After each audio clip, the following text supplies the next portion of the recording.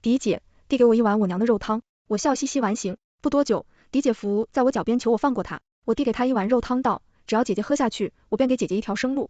如何？我是永安侯府江家三小姐，我娘是高官送给父亲的五女娘去世的时候，身下好大一滩血，可她还是强撑着笑着看我说，燕儿，别怕，娘不疼。可是怎么可能不疼？娘怀胎5月突然小产，哪怕全府上下都知道是戴夫人的手笔，可是没有一人肯伸出援手。我拖着瘦弱的身躯跑去求父亲，却在半路被狄姐一行人拦了下来。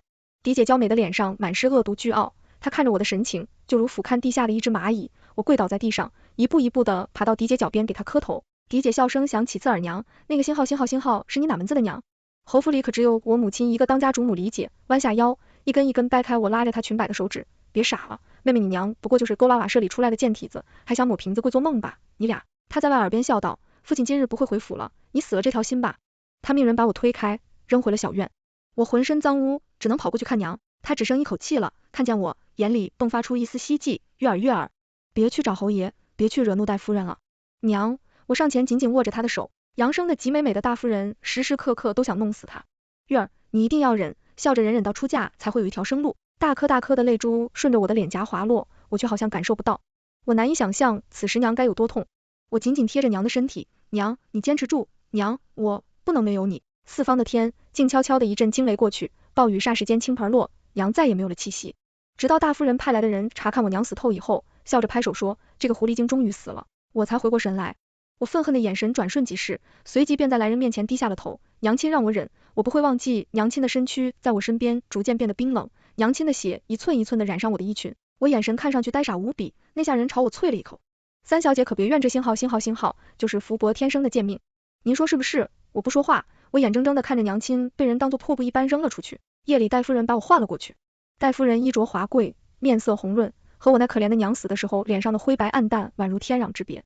天下人说你姨娘小产的时候，你去找过侯爷大夫，人的话里满满都是威胁。跪在地上好像是魂魄机械的摇摇头，没有姨娘，流血了好多的血，姨娘死了。大夫人满意的点点头，摆摆手，狄姐便递来一碗汤羹。那汤羹看着鲜美无比，闻着却无比古怪，让我有种呕吐的欲望。虽然妹妹懂事，但下午确实是姐姐的不是，所以我命厨房做了，这更想给妹妹赔罪。我抬起头看她，她笑得明艳动人，就好像地狱来的恶鬼，她笑得开怀。妹妹喝呀，喝了这碗汤羹就代表妹妹不怪姐姐了。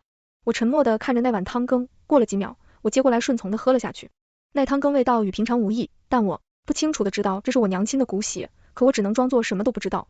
我扬起笑脸，多谢狄姐。我清楚地看见狄姐眼里的不屑和嘲讽，还有一抹得逞的畅快。戴夫人眼里也是同样的鄙小。我蠢笨如猪，卑微又星号没了娘，父亲嫌我晦气，看都不愿意看我一眼。其他姨娘的子女以捉弄蹉跎，我为乐下人们得了戴夫人的授意，对我处处刁难我，衣衫破旧时不裹腹。为了活命，我顾不上脸面，去厨房偷他们的剩饭剩菜。被发现后，即使被唾骂成上铺的台面的贱种，我也能陪着笑脸把偷来的残羹冷炙吃下去。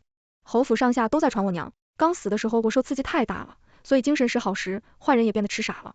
我不敢直接装疯卖傻，怕被戴夫人看出端倪来。狄姐来看过我几次笑话，有时候我安静地垂着头，听她有意无意的嘲讽，有时候我趴在狄姐脚边和侯府里的狗抢吃食。狄姐笑着指着我跟身边的侍女说，看看，这才是天生的贱种。我装作听不明白，满脸脏污也跟着笑。久而久之，狄姐就不亲自来了。我依旧过着猪狗不如的日子，偶尔被带到狄姐院子里供她取笑玩乐，但我反而期待狄姐想起我，因为那样我能借着傻劲吃饱一顿。狄姐喜欢趁我清醒的时候不怀好意的逗我问我呢，今日的汤羹好不好喝？我吃着早已发霉的点心，笑着说好喝，谢谢狄姐。狄姐极恨我庶出却貌美，正如戴夫人厌恶舞女出身的我娘夺了她丈夫的宠爱，所以她才会对折磨我这件事乐此不疲。吼，书里的人也不全是这般黑了心肝给我送饭的春桃，偶尔会把我发霉的饭菜换掉。厨房还有个李婶，我每回去偷饭菜的时候，她会正好落下1、2个白面馒头在地上，一边说抱着晦气，一边头也不回的走。除了死去的娘，一直在我脑海里支撑着我活下去的欲望。我在每个黑夜里暗自咀嚼着这些微末的恩情，让我不至于迷失了本心。这样的日子一直持续到狄姐及笄那日。我没有资格去看狄姐的及笄礼，但是夜里大夫人就把我带去了她的院子。这些年我一共见过戴夫人2次，一次是我娘死的那日，一次就是现在。我紧张地舔舐着干裂的嘴唇，比起狄姐，戴夫人更工于心计，也更心狠。可有时候机会恰恰就是你的敌人送来的，我必须把握住。我眼神涣散地跪在大夫人面前，笨拙地给她磕头。见过母亲这么多年，我对装疯卖傻早已手到擒来，怎么装到哪种程度，我心知肚明。装成一个彻底的疯子。星号不仅太假，而且会被当作弃子，只有如今这样，才能让戴夫人放心。他探究厌恶的目光落在我的身上，好半天才终于放下心来。他语气里的高傲一如从前。映月，你可愿入宫为妃？此话如平地惊雷，炸开在我的心间。我等的就是今天娘还活着的时候，常常看着我稚嫩却难掩容色的脸，忧心道，我的愿生得太美了。她曾是高官府中的舞女，去过宫中献舞，知晓当今圣上虽年事已高，但荒淫无度，行径星号。最喜欢挑选美人入宫，无论美人出身世家还是平民，可这些美人没有活过3月的。那时永安侯府没有小姐吉吉，可如今嫡姐吉吉她是难逃进宫的命运，娘担心的就是这个，怕我成了嫡姐的替星号。可如今娘最担心的事情反而是我翻身的最好机会。我傻傻的笑着注入宫为妃映月，映月明白是去做娘娘的。大夫人身边的嫡姐嗤笑一声，对，是送映月去做娘娘的映月，去不去？戴夫人紧紧盯着我的面容，我知道她还在试探我，我继续点头道，映月去嫡姐去吗？嫡姐和我一起去做娘娘。映月可是舍不得嫡姐。大夫人淡淡出声问道，我又笑，是嫡姐对映月好。嫡姐给映月好吃的点心，映月想嫡姐一起进宫享福。大夫人终于收回了审视的目光，不屑道，果然吃傻了。嫡姐拍了拍戴夫人的说，不悦的目光打量着我母亲，放心，这小星号这些年也算听话，咱们还送她去宫里享几个月福，算咱们仁慈了。她倒是享了她那个死去的娘都没享过的福。听到他们说起娘，我衣袖下的拳头紧紧握着面上还是乖巧的讨好的模样。我被带到了一个崭新的院子里，听下人说我下个月及笄后便马上进宫。我所谓的爹在听了戴夫人的决定后，立马就同意了，看都没有来看我一眼。我偷偷给李婶送了银两，还不知道是谁送的也没关系。至于春桃，我跟大夫人说她这些年给我送饭，我只认识她，戴夫人不在意，让春桃伺候我。在春桃面前，我还是那般痴傻。总之，在离开侯府之前，我不能露出一丝一毫的破绽。大夫人还是一如既往的恶毒，不仅没让人教我宫中礼数，反而教我如何脱衣服，施展媚态，勾引男人。我假装不知，乖乖的学进宫前一夜，嫡姐又给我端来了一碗汤羹。我知道这只是一碗普通的汤羹，是嫡姐最后一次把我踩在脚下的捉弄践踏。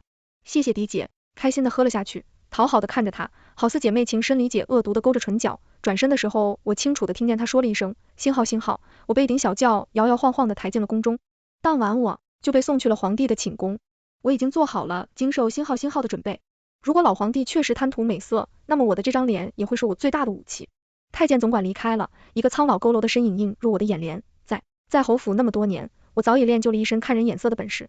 老皇帝的眼里只有一丝对我容貌的恍神，转瞬即逝，取而代之的是君主对一切的服侍和冷漠。当时我心中警铃大作，以前的陛下绝非传闻中沉迷酒色荒淫无道的君王，可惜了是个星号。老皇帝的声音苍老，但威严不减，叫人畏惧。老皇帝正要抬手，我立马跪倒在地。老皇帝眼里的厌弃和杀意，我没有错过。由于帝王没有价值，今夜就是我的死期。我匍匐在地，陛下，臣妾不傻。老皇帝顿了顿，抬起的手缓缓放了下去。老皇帝说我是星号，必然是已经知道了我的身份。我继续道，陛下，臣妾在侯府庄上是迫不得已，臣妾只不过想为自己寻一条生路。我不能在他面前说谎，至少到目前为止，老皇帝终于有了些信任。你是在欺君？听出老皇帝的语气里并没有杀意，我壮起胆子看他，臣妾不敢，臣妾以为陛下的后宫需要一个星号。臣妾自小疯癫痴傻，做什么事都是情有可原的。老皇帝脸上的兴味慢慢收了起来，转而认真的打量起我来。我知道我没有退路了，我能凭借今晚的情景判断出老皇帝在一定别有所谋。那么在后宫里一定有老皇帝想做却不能亲自做的事，那些美貌却短命的女人，不过都是短暂的冲伤了他的刀，而我的是在告诉老皇帝，因为我是痴傻，那么我可以做一切常人难以想象的事，可以被下一切肮脏恶心的骂名，只因为我是疯子老皇帝，不用担心沾上鲜血背上，骂名我会是他最好用的那把刀。我在老皇帝床边跪了整晚，第二天我面色苍白，眼神疲惫，膝盖红肿，可我被封为贵妃，皇后早逝，如今我是后宫之主，这个结果比我想象中好的太多。进宫那日，春桃便知道了我的筹谋，她兴奋地告诉我，我被封为贵妃的消息一传入侯府，嫡姐就气得摔了整套茶具。江映雪，我在心底反复咀嚼这个名字，在国府的日日夜夜，靠着对侯府的恨，我才撑了过来。我恨不得啖她吃肉，饮她之血。在我心里，江映雪大夫人永安侯已经死了千万遍。娘娘，如今我们该怎么办？春桃豪在我耳边问道。我细心打量铜镜里的倾城容色，把艳丽的桃花玉簪插入我的发髻，先陪本宫去一趟徐嫔宫中。这个贵妃可不是白封的，她告诉我，徐嫔肚子里所谓的隆重，是齐王的齐王，为了夺嫡，已经把手伸到皇帝的后宫里来了。她让我解决掉徐嫔，她肯对我说这些，一是笃定我不敢说出去，二是老皇帝本来就没打算让我活太久，但我还有时间。徐嫔仗着身孕不起身，行李我也不在乎，随便说些话后，我的疯劲就开始上来了。拉着徐平让他陪我去放风筝。江映雪也喜欢扯着我放风筝，但到了最后，风筝不是在树上，就是在水里。我曾经从高高的树上摔下来，也曾经差点不能从暗绿的湖水中上来。徐平自然不愿意，我仗着风劲，拉着他，把尖尖的风筝往他的怀里塞。徐平被我拉得花容失色，前俯后仰，终于在一片混乱之中，我推了许平一把，徐平应声倒地，鲜血从他身心号出，染满了宫殿的地砖。太医在徐平的宫殿里进进出出，眉头紧皱，我却在御书房里，缩在老皇帝的怀中，一副惊弓之鸟的模样。最先要开罪我的就是齐王，他联合了朝中重臣，弹劾永安侯，说他叫女无方，要罢免他的官职。至于我残害皇嗣，应即刻赐死，他可真蠢，一个见不得光的孩子而已，值得他如此反常的大动干戈。看来老皇帝荒淫无道的形象着实深入人心。我搂着老皇帝的脖子，宛如祸国妖妃撒娇道，陛下，臣妾知错了，臣妾只是想徐平妹妹陪臣妾放风筝而已。他可真小气，老皇帝事事配合，我爱妃莫怕，朕自然知道你不是故意的父皇。齐王怒声道。老皇帝不悦地看他一眼，齐王的嚣张气焰瞬间在这眼中消失殆尽。老皇帝随口道，徐平以下犯上，贵妃为怪罪，已经是对他的恩德了。看吧，这就是权势，对的也是错的，错的也是对的。陛下，明代臣妾真好。我好似开心地靠在老皇帝怀中，毫不畏惧地对上齐王凶狠的目光，似乎不经意道，臣妾今日也是想念姐姐，臣妾的姐姐最喜欢与臣妾放风筝了。老皇帝扣在我腰间的手一搭一搭地点着，齐王凶狠的目光渐渐变为了算计，还有一丝势在必得。齐王走后，不等老皇帝动作，我立刻跪倒在地，我低垂着头，老皇帝也一直没说话。好半天，老皇帝终于开口道，恨永安侯府不是疑问的口吻，而是笃定。昨晚之后，我不敢也不能瞒老皇帝分毫，所以我也坚定道，是道是实诚，我心中轻松了几分。老皇帝哼了一声，并没有因此动怒，然后随口道，整个永安侯府就你和你父亲还有点用处。我一惊，抬头看他，老皇帝却示意我退下。我心中按耐不住的狂喜，老皇帝是在告诉我说，我想报复永安侯府，除了永安侯，其余的人他统统不在意，这是我给他做一把好刀的奖赏。其实我最后免不了一死，我一定要拉上那些欺我辱我之人陪葬。那日之后，我在后宫横行无阻，世人皆知我是祸国妖妃，残害皇嗣，蛊惑帝王，偏偏还是个疯子，行事无端，言语无状。我能划花美貌妃子的脸，随手撕了朝臣递上来的折子，皇帝都不忍心苛责我半分一，时间连带着永安侯府都花团锦簇，炙手可热。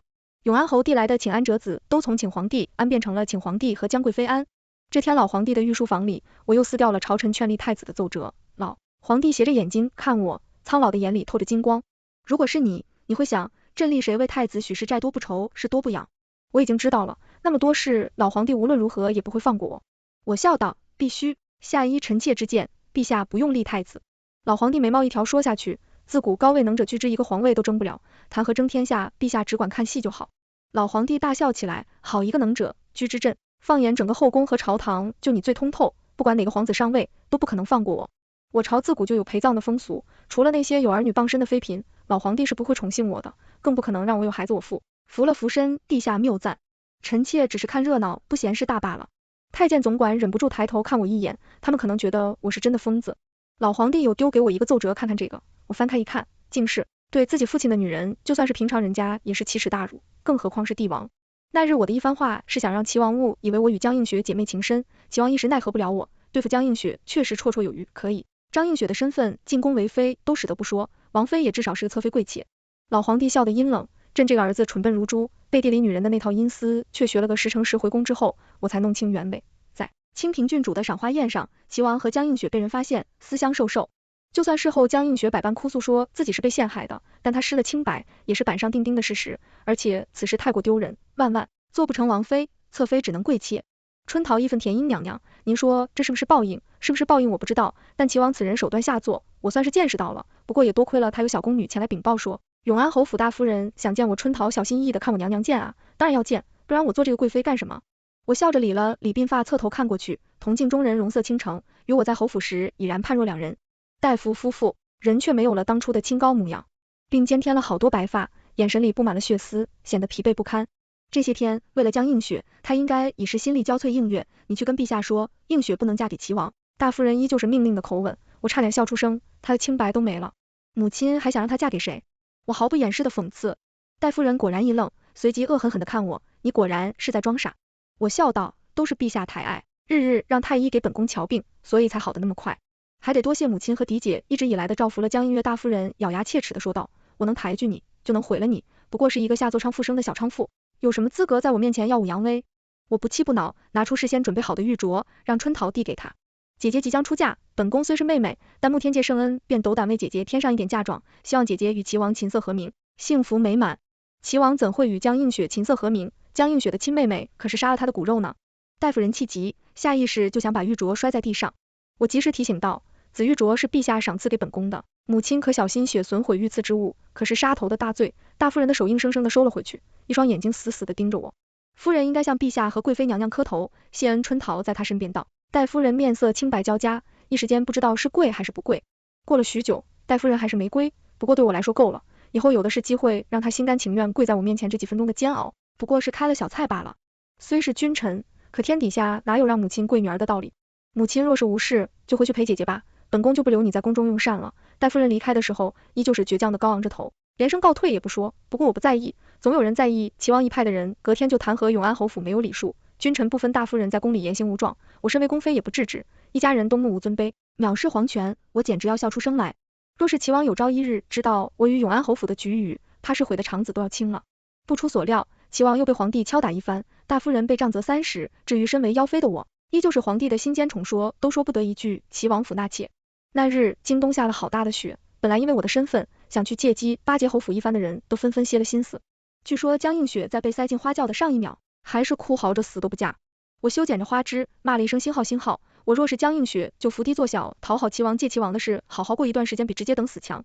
春桃生了炉子，细腻柔顺的烟带着暖意，让整个宫殿如在春日般温暖舒适，怪不得人人都想过好日子。娘娘齐王妃出身将门大小姐，如此不识抬举，想必今后不会有好日子过了。春桃所言不假，江映雪对侯府彻底没了价值，我所谓的父亲极了话里话外，都是让我早日有孕，替陛下诞下龙子，还说我如今最有可能诞下的子，往后自然母凭子贵，不愁前程了。老皇帝倒是没说什么，还问我想不想事情老。小皇帝其实对女色早没了兴致，如今不过是想试探我一番罢了。我依旧风言风语道，陛下就不怕臣妾和许嫔一样，怀的孩子不是陛下的亲生骨肉？太监总管已经不敢再抬头看我了吧，头埋得更低。老皇帝看着我，眼神让我想起丛林里暗处的毒蛇，不知道下一秒是不是就能致命。老皇帝看着看着就低声笑了起来，手指一下一下抚摸着我的脊背，你可真不怕死？我也笑，怎么可能不怕？等死的滋味可太不好受了。可只要想想仇人的下场，我就能短暂忘掉等死的命运。我还要做我未完成的事，不知是不是齐王的授意起，王妃带着江映雪进宫来见我，美其名曰成全我们姐妹情深。我当即就把皇帝赐我的送子观音赐给了齐王妃，只留下了江映雪一人。江映雪的眼神阴至两颊凹陷的明显看我，我的眼神恨不得顷刻把我拉下来见她一番，只不过如今的她根本没有这个可能。姐姐在齐王府过得可好？我率先开口道。江映雪眼神愤恨，江映月，你以为自己还能得意多久？不过就是一个将死之人罢了。我入宫已有3月，按照以往老皇帝宠幸女人的频率，我的日子算起来是快到头了。可是最近老皇帝并没有要杀我的迹象，我喝了一口茶，帮姐姐挂心，姐姐不如好好想想，本宫若是今日就想拉姐姐和本宫一同上路，姐姐应当如何是好？江映雪的眼神一下子变得惊恐，你赶她害怕的样子着实好笑，一副欺软怕硬的模样。她如今的身份不过是一个不受宠的侍妾，在宫里连纸蝼蚁都不如，压根不需要我出手，随便一个贵人就能轻易的碾死她。许是我眼中的轻蔑太显眼，江映雪涨红了脸，可她还是认不清自己的身份。你若是敢对我怎么样，父亲母亲不会放过你的。我轻轻抬手道，顶撞贵妃打春桃会意，走到江映雪身边，趁她还未反应过来，一巴掌就扇了上去，你竟敢打我！江映雪又气又急，立刻要冲上来教训我，却被左右宫人制住了手脚。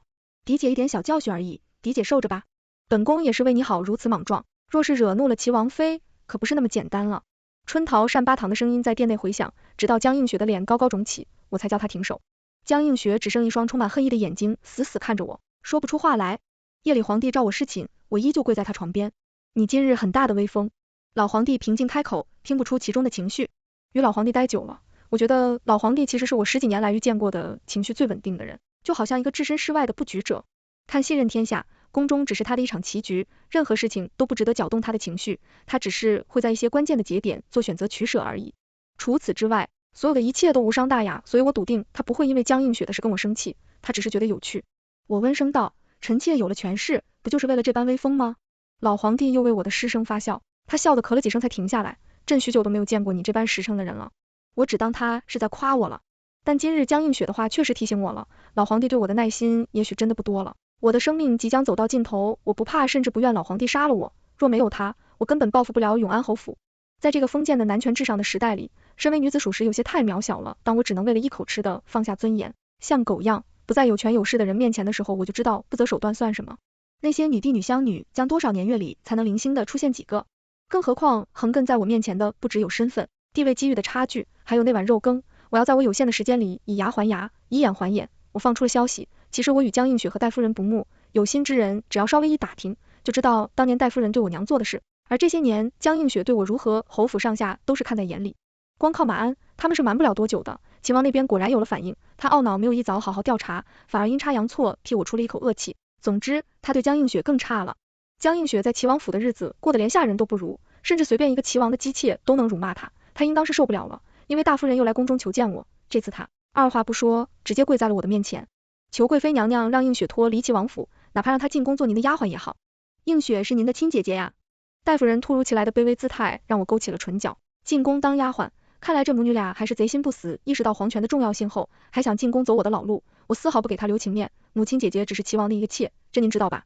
大夫人屈辱的开口是，臣妇知道齐王是陛下的儿子，代表的是陛下的脸面。若我开口求陛下让嫡姐离开齐王府，可是打了陛下的脸面，我不轻不慢的说着，戴夫人再也不顾得所谓的尊严，直接切磕头道，只要娘娘愿意伸以援手，臣妇愿意付出一切。好一个母女情深，我从高处走，下一步踏在大夫人身侧，俯下身在她耳边道，若本宫想让你死呢？大夫人浑身深一震，但是她有什么理由拒绝我呢？她是把我母亲害死的罪魁祸首，她从一开始就应该明白，我最想要的就是她的密码。戴夫人狠狠心肠，她肯定不意外。我会这么说，只要娘娘可救映雪一命，臣夫愿意死。大夫人回府的当夜，就在自己的房间喝了毒酒，临了了，还给江映雪留了一封信。当然，这封信现在在我手里了，他果然打的这个算盘想让江映雪进宫取代我，将我狠狠踩在脚底，替他报仇，我怎么会给他这个机会？当即叫人告诉了江映雪这个消息。回宫禀报的人说，江映雪一听说自己的母亲死了，就要冲回府去，但是被齐王府的人拦下了。她如今只是一个妾，去哪儿都是没有自由的。江映雪一时气急晕倒了，竟意外发现有了身孕。算算日子，应该就是捉奸那次，对她来说倒是一时之间因祸得福了。不仅被允许回府奔丧，齐王还派了嬷嬷贴身侍奉她养胎。齐王对此事一向看重，齐王四处留情，可齐王府的女眷们肚子就跟集体罢工一样，毫无动静。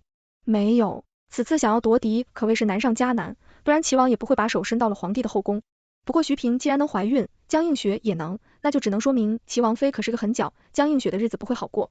果然，江映雪先是仗着肚子里的孩子蹦跶了一会儿，竟然敢跟齐王妃叫板。不过不到1个月，江映雪的孩子就流掉了，据说是齐王的一个机械推的齐王打杀了那个机器江阳，并雪也彻底失去了耐心。齐王妃折磨了他一阵子，就把他带到了我的面前。他说，贵妃娘娘，江映雪我就交给您了，只愿日后陛下若是拿齐王府开刀，娘娘能为臣妾的母家求情一二。我没想，心一跳，这才认真的看向齐王妃。只知道齐王妃出身将门，却不知她有如此敏锐的政治直觉。娘娘不用如此看臣妾。齐王不仅巧言令色负了臣妾，还害得臣妾陷于后院不能脱身，亲手折断了臣妾的羽翼，臣妾怎能不恨？所以臣妾亲手给他下了绝子汤，他这辈子都不可能坐上那个位置了。我又是一惊。齐王妃言出必行，那徐嫔腹中的孩子还有江映雪腹中的孩子，不怪皇帝，宁肯抹黑自己，私德有亏，这宫中的手比想象中多得多。顾不上江映雪，齐王妃走后，我立刻告知了皇帝这个消息。比起我刚进宫，他更加苍老了。这一次他看了我许久都没有说话，久到我以为他终于要杀我了。他如毒蛇般的眼神才放过我，他的声音里终于有了属于暮年的无力和悲哀，甚至到了你退下吧。在我转身的时候，他又叫住了我，等齐王的事一完，你就去和永安侯府做了结吧。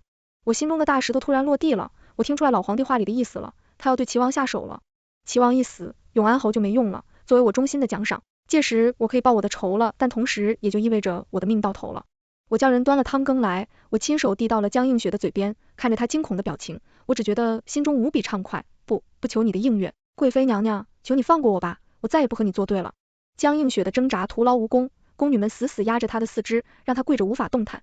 我把汤羹递到她嘴边，巧笑，倩，只要姐姐喝下去，我就给姐姐一条生路。不明液体从她身心号出，我嫌恶的别过眼去，当年我可是顺从无比的喝下了这汤羹。本来以为江映雪会更硬气一些的，江映雪点头如捣蒜，好我喝，只要你不杀我，你让我做什么都行。宫女们把汤羹灌了下去，江映雪不受控制的流出眼泪来，俯下身子拼命呕吐着。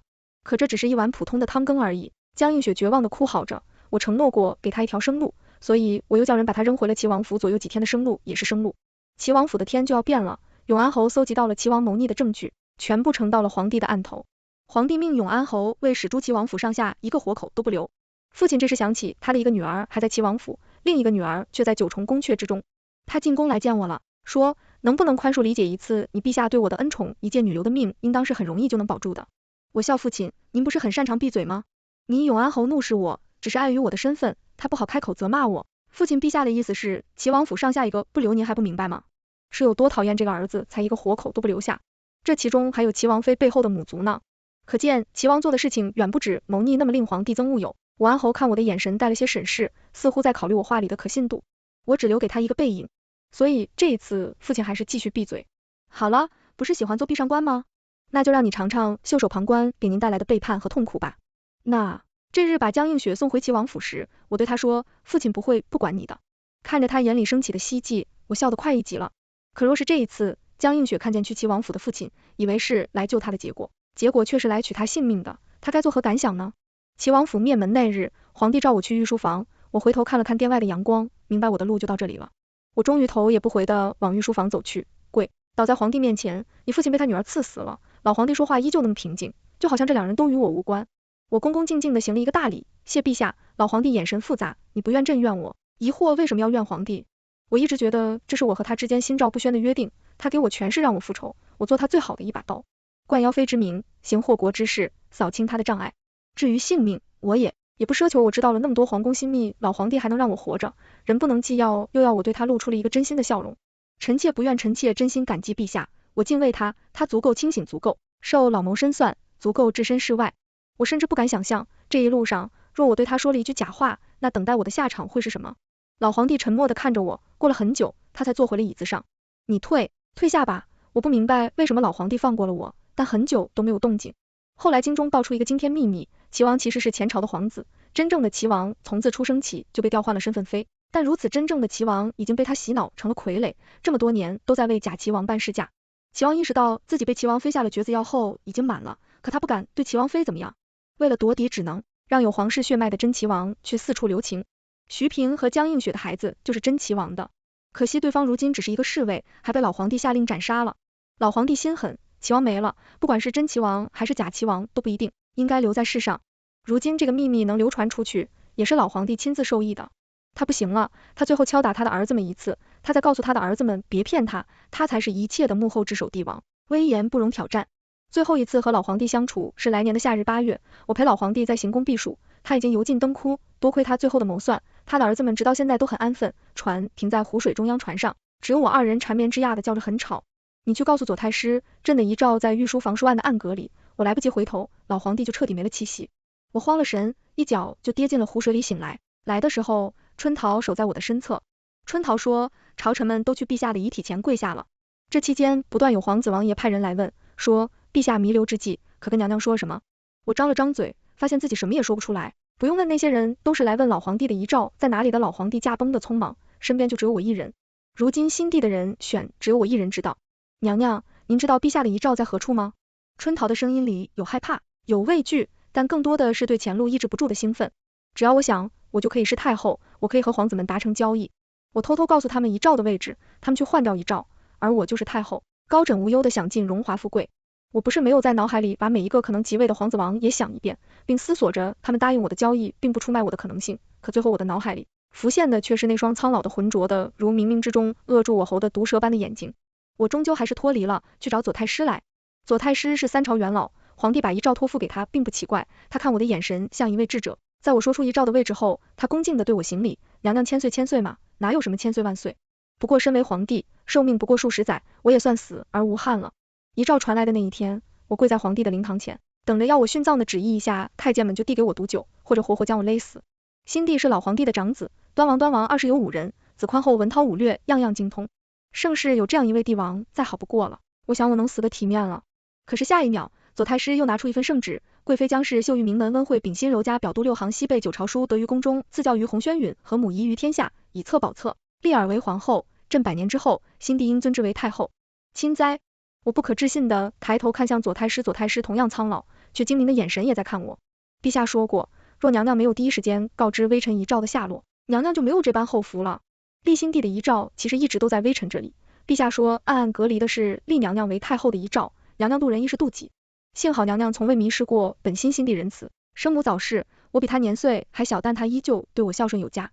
我成了大夏最年轻的太后，我的一生到如今也只有短短10数年。为了我与新帝的清誉，我自请去护国寺替大夏祈福，这一去就是20年。再回宫时，皇帝已到中年，皇子公主们也都渐渐长大了。他们与我并不亲近，但也会恭敬地唤我皇祖母。我这一生没有了很多东西，仔细想想，我没有亲情，没有爱情，没有友情，但听完我的一生，谁不说一声幸运？庶女出身，做了贵妃，做了皇后，做了太后。我至今都不知道我和老皇帝那短暂的相处岁月，在我漫长的人生中究竟算什么。